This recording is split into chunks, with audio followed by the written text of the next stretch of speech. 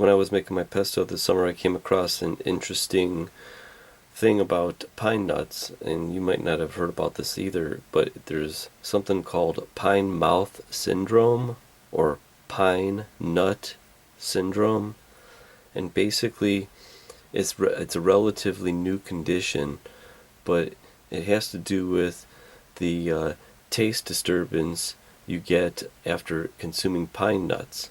So when I went to the store to pick up my pine nuts for the pesto, the lady said there's two pine nuts. There's Italian pine nuts and imported pine nuts from China. But she said, Google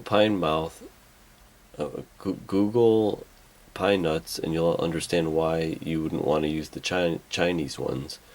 So I bought both of them and did some research, and this is basically what I came across. This is a pine nut. These are Italian pine nuts. It says it's product of Italy. Product of Italy. Now these are the China pine nuts. And that's because these say that they're a product of China. But what's interesting is they're actually not from China,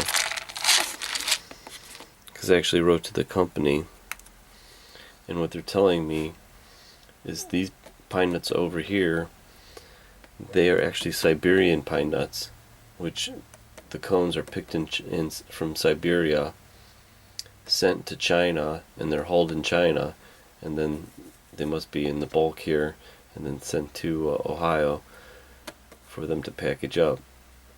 But the problem is the species of pine that they think is causing this taste disturbance is the Chinese white pine, which is Pinus armandi, and it's basically, it looks about the same as the Siberian,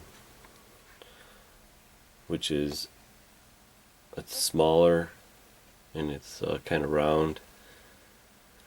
But the problem is when I wrote to the company about which species they're using in their China pine nuts, which are actually Siberian pine nuts, they said that the pine nuts are actually, they're sourced by size, not by species. So there could be actually a couple different species in here. So the problem is, and I'm not saying this is happening, it's possible that if they're hauled in China and they have a batch of Pinus armandis, they could water down the pine nuts with some Pinus armandi. And that was the problem when they did the study about the pine nuts. They found out that there were more than a couple species in the pine nuts, so they didn't know which species was causing it. They're assuming it's the Pinus armandi. See, that's the problem with the labeling nowadays. When I pick this up, and if I know the story about the Chinese pine nuts, I'm going to probably want to avoid these pine nuts, because I'm assuming, since it says product of China, that these are Chinese pine nuts. That's why the labeling laws are kind of so screwed up. This is actually a Siberian pine that is picked in Siberia. The cones must be picked in Siberia and they're sent to China to be hulled. So because they're hulled in China, they consider it a product of China. And I think that's the way the FDA dictates, and that's the way that the rules are. Actually, they should have more labeling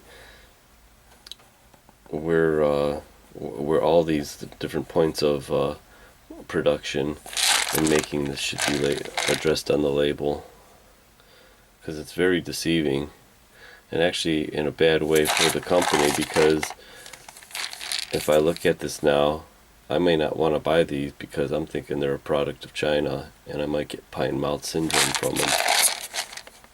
The taste disturbance is usually characterized by a bitter or metallic taste following the ingestion of the affected pine nuts within a day, and the affected nuts appear to include all of the portions of the harvested nuts from the species of the Chinese white pine, Pinus armandi, but it could include other nuts from other species as well, but that is yet to be determined.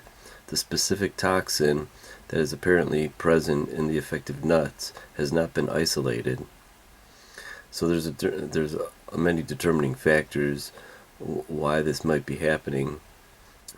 Usually the ingestion of the pine nuts, you get the metallic taste, sometimes lasting up to a couple weeks. So you definitely will taste it.